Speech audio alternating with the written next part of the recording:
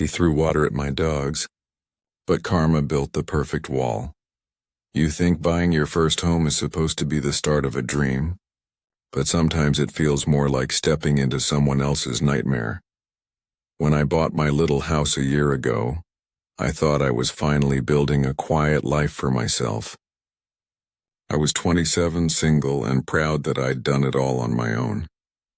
My parents were happy for me. My friends congratulated me.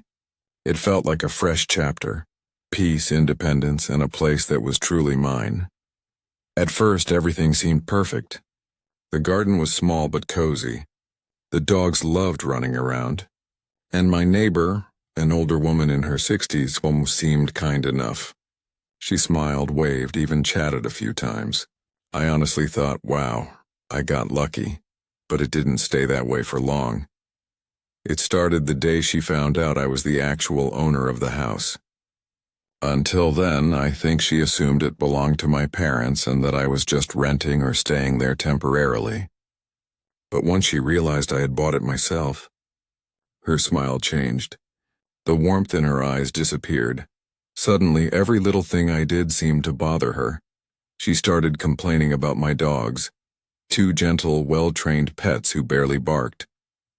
She'd say they were too loud, too jumpy, or out of control. But here's the truth, my garden is fully enclosed. There's a 4-foot wall topped by a 6-foot wooden fence.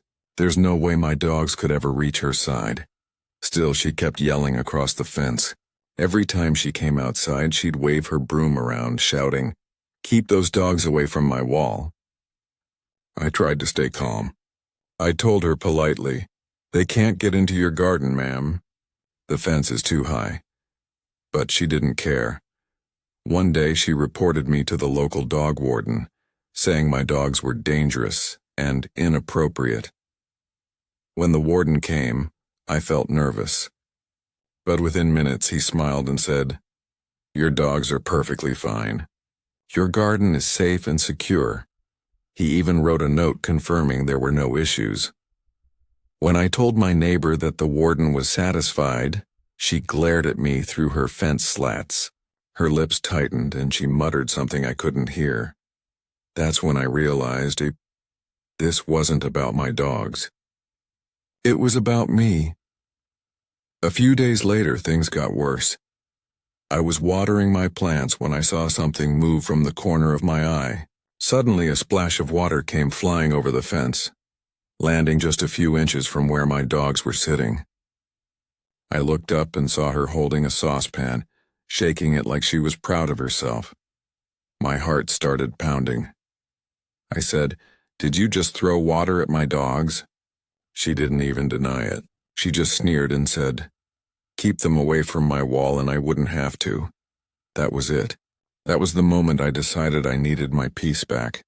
So I called my brother and told him, "I'm putting up a higher fence on my side of the wall, something that blocks her completely." He agreed to help me build it that weekend. When the first few posts went in, my neighbor lost her mind. She came out of her house screaming, "What are you doing? That thing is a monstrosity. You're ruining the neighborhood." I tried to ignore her, but she wouldn't stop. She grabbed a long-handled brush and started hitting the new fence post, trying to knock it down. My brother yelled, "Hey, stop that!" But she kept going, shouting, "You're stupid. You don't even know what you're doing." I took a deep breath and said, "Please stop. I'm just trying to have some privacy." She looked at me with pure hatred and said, "You don't deserve privacy if you can't control your dogs." My hands were shaking, but I refused to fight back. I walked inside and told myself not to let her get to me, but deep down it hurt. I hadn't done anything wrong. I just wanted peace. The next morning I noticed something strange. My neighbor was standing by her window, watching me again, like she always did. Her eyes followed me wherever I went in my garden. I could feel her gaze like a shadow crawling across my skin. Every time my dogs barked, even softly, she'd yell over the fence. She was obsessed. That day, she tried to talk to one of the local delivery drivers, complaining about me, saying I was unstable and making the street ugly. The driver later told me she sounded half crazy. I didn't even know what to say. I just laughed it off, but my stomach twisted with stress. That evening I went outside to check the half-built fence. My brother had managed to get the first half done before he left. The wood was smooth, clean, and tall enough to cover most of her view. I smiled a little. It already made me feel safer. But before I could go back inside, I heard her voice again. "What are you smiling at?" she yelled. I turned and said calmly, "I'm just admiring the new fence. It looks nice," she scowled and muttered. "We'll see how long that thing lasts." And with that, she slammed her door so hard that it echoed through the garden. I stood there for a moment, staring at the fence, feeling both angry and exhausted.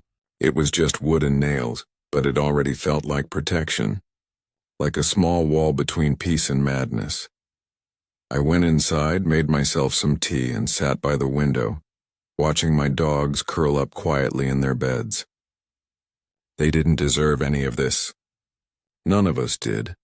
And as I watched the sunlight fade over that unfinished fence, I made a silent promise to myself. I wasn't going to let her destroy my peace anymore. Whatever it took, I'd finish that fence, and not just to block her view, but to reclaim my life. Because sometimes the only way to deal with a toxic neighbor is to build a wall high enough to keep their darkness out. The weekend came faster than I expected. My brother arrived early Saturday morning, tools in hand, ready to finish the fence. The air was cool and the sky was pale gray, but I finally felt a small spark of peace. The dogs were at my parents' house for the weekend. I didn't want them near the chaos while we worked. The silence felt strange, almost too quiet, but it was nice not to hear the constant barking or her yelling. We worked for hours, lifting heavy wooden panels, drilling, and lining up the boards straight. Every time a panel went up, I felt lighter, like each piece of wood was another layer of protection. But of course, peace never lasts long when you live next to someone like her. Halfway through the day, the neighbor came outside. She stood there, hands on her hips, glaring at us from her side of the fence. "What are you doing now?" she shouted. I took a deep breath and said calmly, "Just finishing the fence." Her eyes narrowed. "You think you can just put up anything you want? It's ugly. It's blocking my light." My brother rolled his eyes and whispered, "Ignore her." But I couldn't help looking at her face, red, angry, twisted with bitterness. "We're within our property line," I said. "It's 6 inches inside the wall." "It's legal," she scoffed. "We'll see about that," she said, then stormed back inside, slamming her door. We kept working. By the time the sun started to set, half the garden was hidden behind tall golden wood. It looked beautiful, clean, private, safe. I smiled. For the first time in months, I actually felt proud of my home again. The next evening, I went outside to clean up the garden. My brother had gone home for the night, promising to return in the morning to finish the last section. It was quiet. Just me, the sound of the wind through the trees and the faint rustle of leaves. I bent down to pick up some old flower pots when I heard her voice. "What are you doing now?" she yelled. I turned around, squinting. "Sorry, what did you say?" She raised her eyebrows, smirking. "What, are you deaf now?" For a moment I froze. Her words hit me harder than any insult before. My throat tightened. I looked her straight in the eye and said softly, "Yes, actually. I have a brain tumor. You already know that." Silence. Her mouth opened slightly, but no words came out. She blinked twice, then turned around and stormed into her house, slamming the door so hard the glass rattled. I stood there, heart pounding, not from anger, but from the quiet sadness that comes when you realize some people just don't have kindness left in them. For a long time, I stayed still, watching the sky turn orange, then gray. I could hear her footsteps pacing inside her house, but she didn't come out again. That moment wasn't victory. It wasn't revenge. It was truth. And sometimes that hurts people more than shouting ever could. A few minutes later, the door opened again. I sighed, already tired of her. She stepped out holding a piece of paper, waving it in the air. "Did you get permission to build that fence?" she snapped. "You can't just stick things next to my wall." I walked over calmly and said, "The wall is shared 50-50. My fence is 6 inches away from it." I checked the deeds. "It's perfectly fine." She frowned, muttering to herself. "You'll regret it," she said under her breath. I didn't even respond. I just turned around and went back to cleaning. After a minute, I could hear her mumbling again, complaining to herself.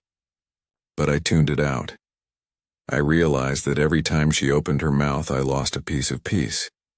And I wasn't willing to lose any more. So I put on my headphones and continued sweeping the garden. That night, for the first time, I didn't cry. I didn't let her words dig into me because I knew tomorrow the fence would finally be finished.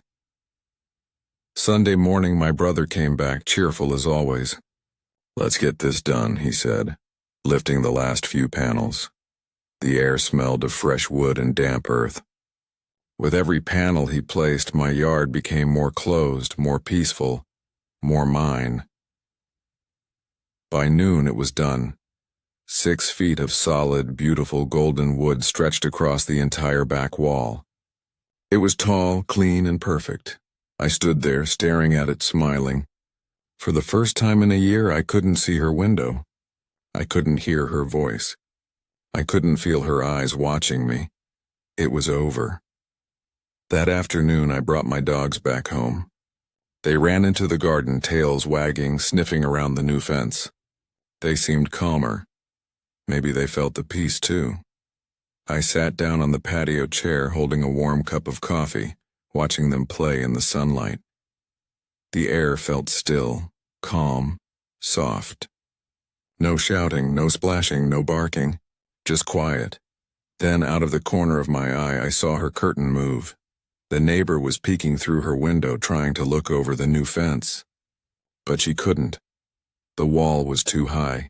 She leaned closer, adjusting the curtain, but still. Nothing.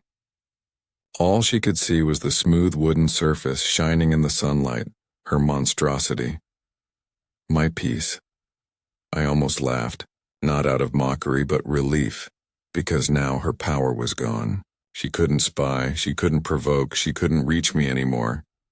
She called me stupid. She called my fence ugly. But now she was trapped behind her own bitterness and I was free. Days passed.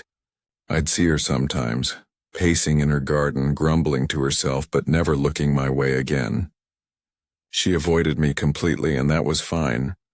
My garden became a place of peace again. My dogs relaxed.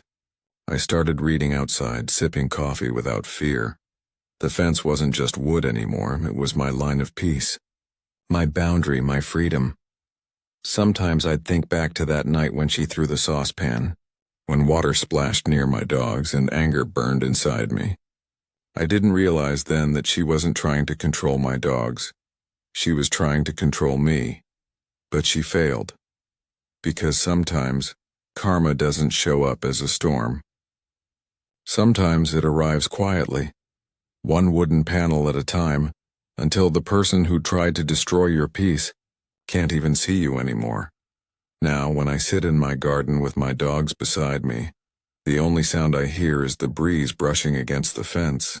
It's funny. She wanted to see everything that went wrong in my life, but now all she can see is a wall, and that's the most peaceful view I've ever had. If you believe she deserved to be blocked by that karma wall, hit that like button and subscribe for more Law and Order, because sometimes the only way to get peace is to build it yourself.